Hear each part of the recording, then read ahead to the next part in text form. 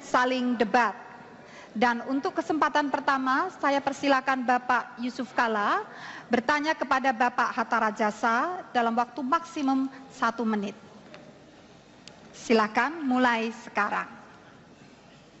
Pak Hatta, setiap kali debat, Pak Prabowo mengatakan tentang kebocoran luar biasa daripada keuangan negara, artinya korupsi daripada itu. Pertanyaannya, apakah Anda ketahui itu selama di pemerintahan bahwa ada kebocoran 3 triliun per hari? Kedua, apakah karena korupsi pasti diperbuat oleh penyelenggara negara, pegawai negeri dan penyelenggara lainnya, anggota DPR, apakah sumber daya manusia penyelenggara negara sebegitu jeleknya sehingga bisa terjadi itu? Itu silakan. Silakan untuk dijawab 2 menit mulai sekarang.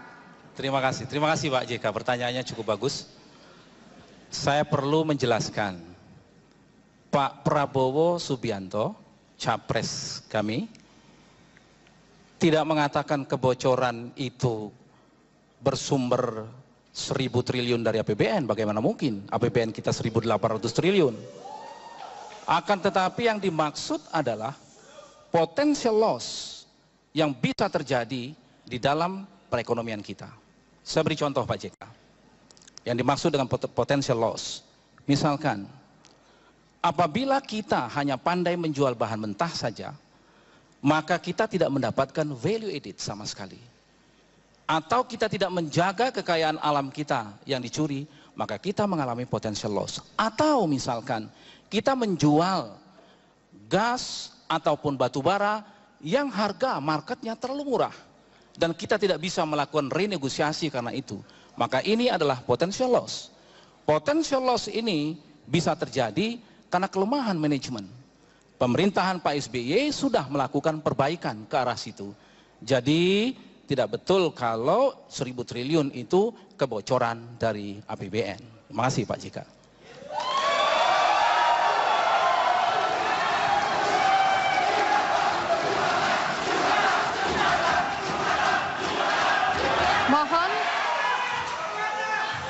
Mohon untuk menanggapi jawaban tersebut dalam waktu 2 menit mulai sekarang. Ya, kalau itu kebocoran tentu juga tercermin di KPK atau kejaksaan. Apakah itu begitu besarnya itu termasuk karena mafia minyak, mafia daging, atau mafia bibit, atau mafia gula yang sebar di KPK, ataupun penyelesaiannya bagaimana menurut Anda? Tadi belum dijawab, apa usaha menyelesaikan itu apabila katakanlah Anda diberikan amanah? Persoalan mafia, persoalan hukum, serahkan kepada KPK. Mohon maaf, mohon tanggapan ini ditanggapi dalam waktu 2 menit mulai sekarang. Terima kasih. Pak JK, apapun yang namanya mafia, mafia hukum, mafia minyak, mafia apapun, adalah tindak kejahatan. Serahkan kepada penegak hukum, KPK akan bertindak untuk itu. Akan tetapi kalau yang dimaksud adalah mengapa kita mengimpor minyak, Pak JK kan bagian dari pemerintahan KIP 1. Tahu mengapa kita mengimpor minyak. Bahkan angka psikologis 1 juta barrel turun ke angka 900.000 justru di zaman Pak JK. 12% declining. Pemerintah sekarang, Pak SBY, menahan declining tersebut pada angka 3-5%. Memang menurun, secara natural itu terjadi. Oleh sebab itu mengimpor minyak bukan sebuah kejahatan. Akan tetapi apabila ada tindak kejahatan, maka KPK, polisi, kejaksaan akan turun tangan melakukan tindakan hal seperti itu. Saya setuju bahwa kita harus memperbaiki tata kelola pemerintahan kita dengan baik, good governance, transparan, dan akuntabel. Terima kasih Pak JK.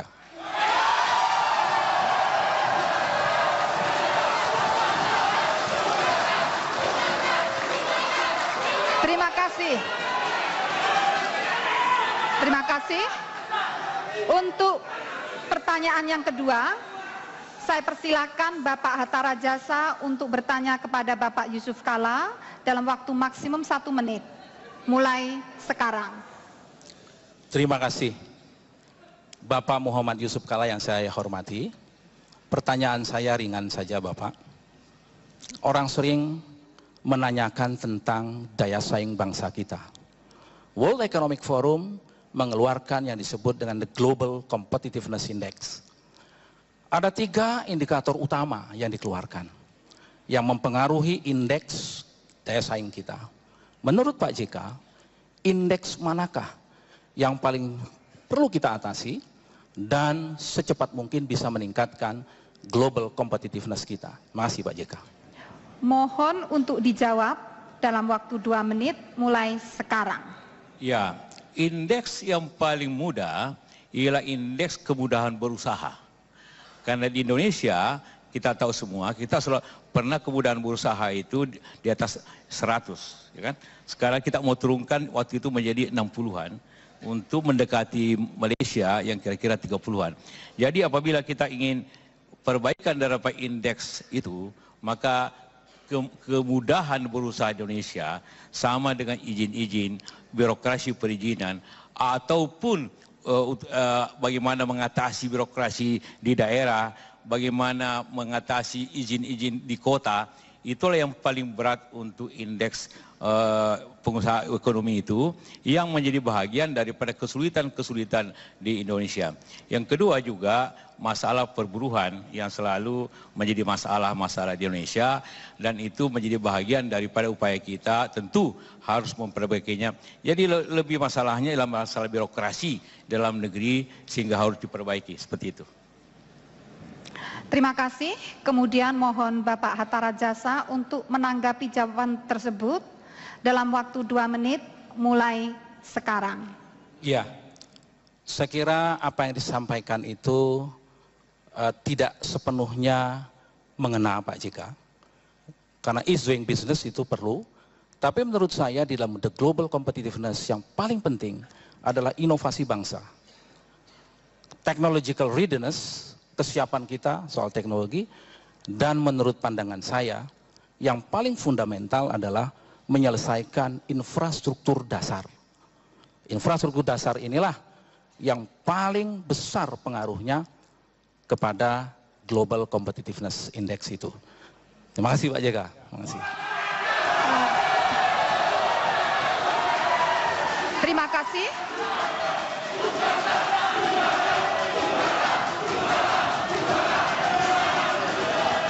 Berikutnya, saya mohon Bapak Yusuf Kala untuk menanggapi tanggapan tersebut dalam waktu 2 menit mulai sekarang. Ya, tadi memang karena meminta pendapat saya. Dan dalam pembahasan-pembahasan juga di pemerintahan, waktu sama si pemerintahan, itulah yang selalu menjadi bagian upaya yang harus diselesaikan. Bahwa infrastruktur penting. Tentu pertanyaannya juga apa yang terjadi di masa ini. Karena pada waktu kita masih di pemerintahan, kita bikin listrik, kita bikin apa. Sekarang Anda tidak bikin soalnya, kan? Itu masalahnya juga. Jadi itu masalahnya juga, kenapa tidak terjadi. Jadi bahwa infrastruktur penting, tapi infrastruktur tidak hanya diucapkan, dilaksanakan Pak Hatta. Jadi kalau kita bicara akan, semua di sini bicara akan, tapi bagaimana melaksanakannya itu yang penting. Jangan mati lampu listrik kita pada susah, kita pidato, begitu kan, itu yang terjadi di Jakarta ini. Jadi saya setuju bahwa infrastruktur tapi tidak dipidatokan, tetapi dilaksanakan. Terima kasih. Terima kasih.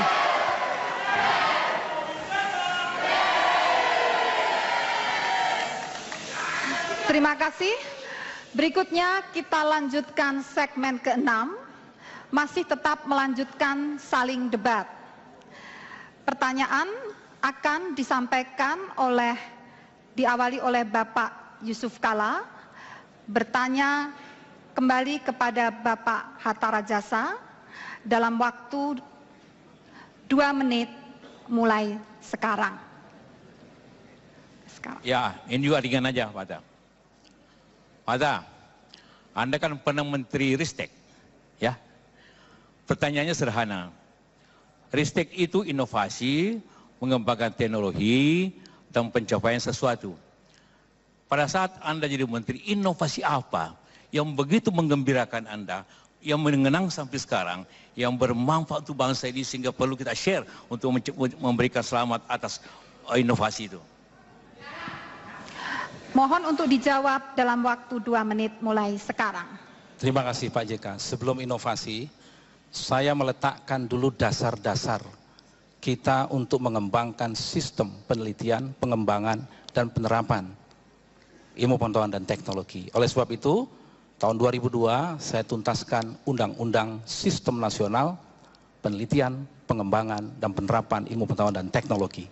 Inilah sebagai dasar legal kita untuk melakukan spending pemerintah ke swasta dan juga dunia usaha bisa mengeluarkan dananya dan pemerintah bisa mengeluarkan insentif untuk itu. Dari undang-undang ini maka environment menjadi kondusif, mengembangkan triple helix dan sebagainya. Kalau Pak JK inovasi apa? Saya ingin sampaikan, yang pertama di bidang pangan, begitu banyak Pak JK temuan-temuan genetik modified di bidang pangan, padi terutama, yang diaplikasikan oleh LIPI dan BPPT yang bermanfaat, dan juga oleh perguruan tinggi IPB. Karena kami memfokuskan pada waktu saya, IPB fokus kepada pangan, ITB kepada material, kemudian dan transport di timur. Dan itu bermanfaat sampai sekarang dan tetap dijalankan. Dan yang kedua di bidang energi, Pak JK masih ingat saya menggagas tidak boleh lagi membangun pembangkit di bawah 15 megawatt tanpa menggunakan kolaborasi nasional kita. Dan itu kita bangun 2 kali 7 megawatt di Kalimantan Timur sampai sekarang berjalan. Saya sayangkan kalau kemudian kita membangun 10.000 megawatt yang 100% China dan tidak sama sekali membangun kemampuan dalam negeri kita. Nah, menurut saya bangga dengan itu Pak JK. Terima kasih. Terima kasih.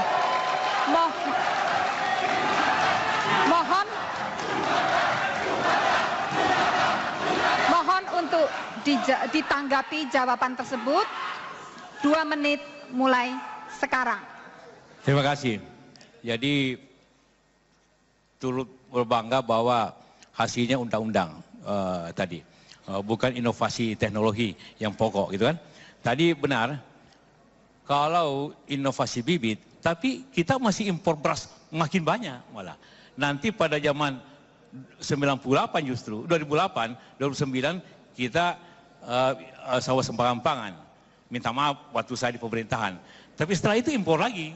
Jadi bagaimana terjadi bibit yang diciptakan itu ternyata impor terus seperti itu. Ini penting untuk diketahui bahwa memang kita harus konsekuen kepada pelaksanaan daripada hal tersebut untuk mencapai suatu swasembada, kontinuitasnya dan sebagainya. Tentang listrik yang diimpor Cina di atas 100 mega. Anda tahu, semua di bawah 50 ke bawah itu diberikan kepada pengusaha nasional untuk mengembangkan teknologi nasional. Itu aturannya pada zaman 10.000 itu. Jadi bukan justru kita bikin aturannya yang di bawah 50 harus pusing dalam negeri. Tetap konsekuen seperti itu. Bahwa ada yang tidak selesai, saya tidak tahu kenapa PLN tidak selesai seperti itu. Itu masalahnya. Terima kasih.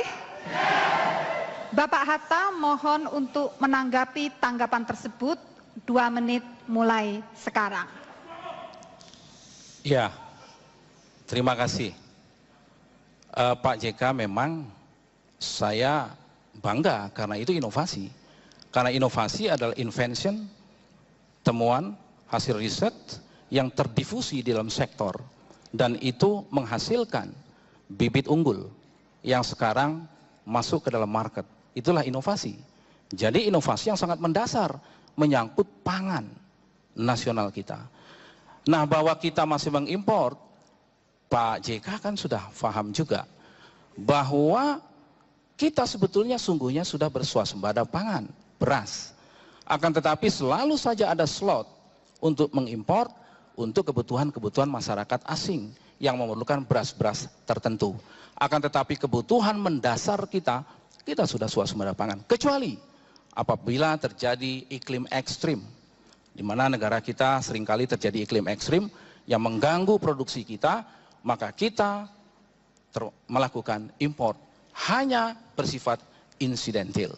Nah, oleh sebab itu, menurut pandangan saya, agenda-agenda riset ke depan adalah mengembangkan riset-riset yang sungguh berkaitan dengan sustainability pangan dan energi kita. Terima kasih Pak JK.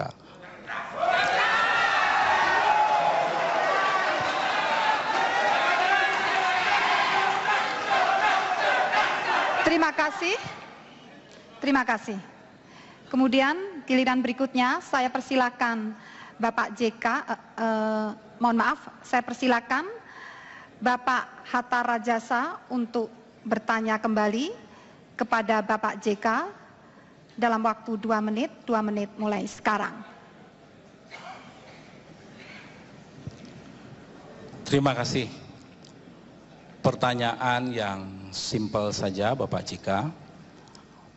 Saya membaca di dalam visi misi Bapak JK dan Pak Jokowi itu memang tidak lagi memperhitungkan atau menolak ujian nasional.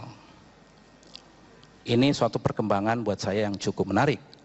Karena saya tahu waktu kita sama-sama di KIP, Bapaklah promotor utama untuk ujian nasional. Apakah ada suatu perubahan di Pak JK? Kalau ada perubahan, kira-kira hal apa yang salah dalam sistem ujian nasional kita? Terima kasih Pak JK.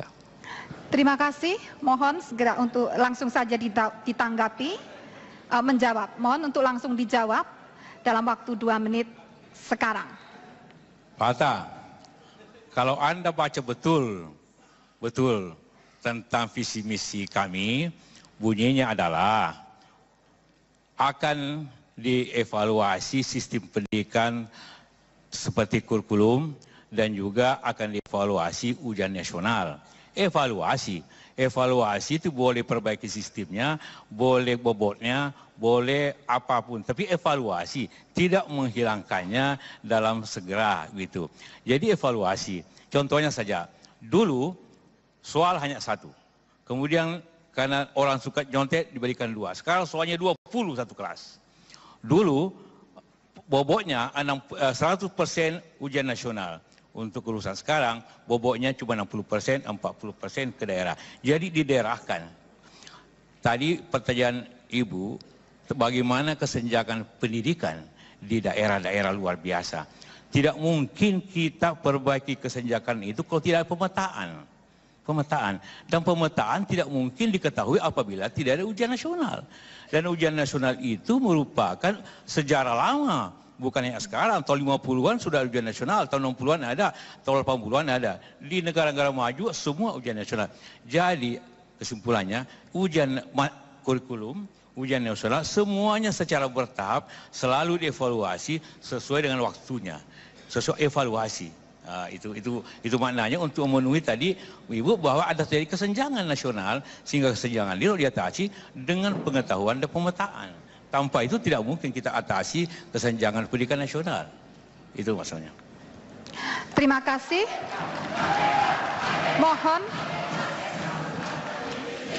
Mohon Bapak Hatta Rajasa untuk menanggapi jawaban yang telah disampaikan Bapak Yusuf Kalla. Terima kasih Pak JK penjelasannya.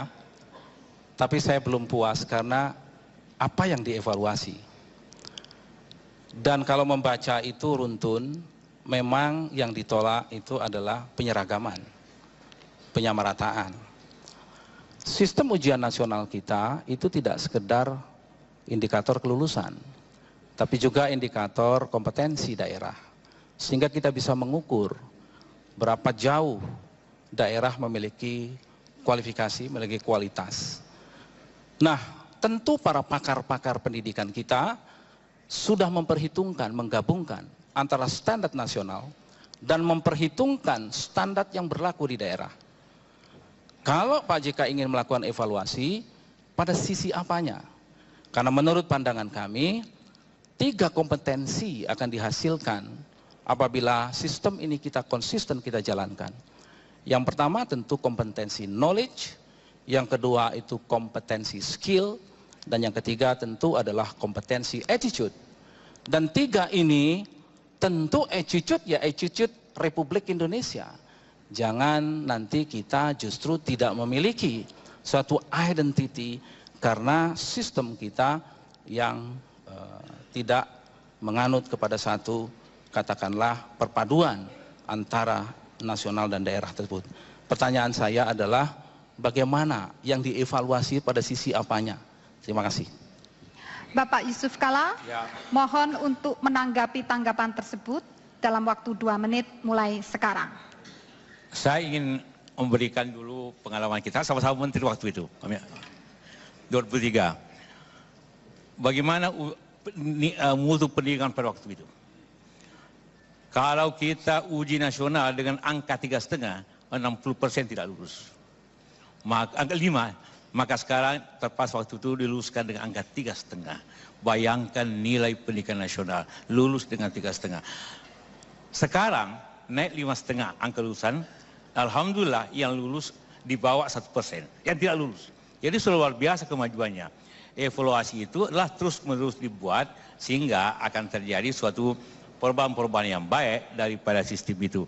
Evaluasi bisa sistemnya, bisa kontennya, bisa pelaksanaannya. Semua tergantung seperti dulu saya katakan lagi, dulu 100% penilaian oleh nasional, sekarang sisa 60%. Itu juga evaluasi. Jadi banyak hal yang bisa evaluasi secara terus-menerus untuk mencapai hal yang lebih baik. Terima kasih atas tanggapan untuk menanggapi pertanyaan sebelumnya. Baiklah hadirin, selanjutnya kita akan menuju ke closing statement, pernyataan penutup.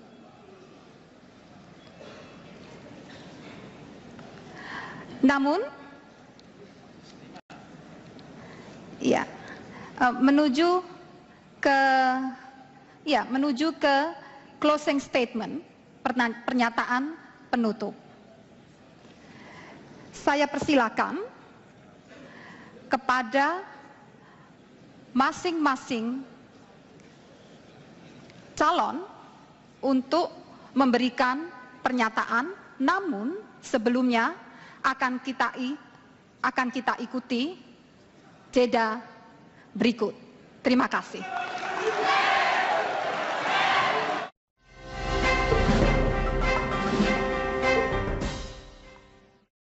Dipersembahkan oleh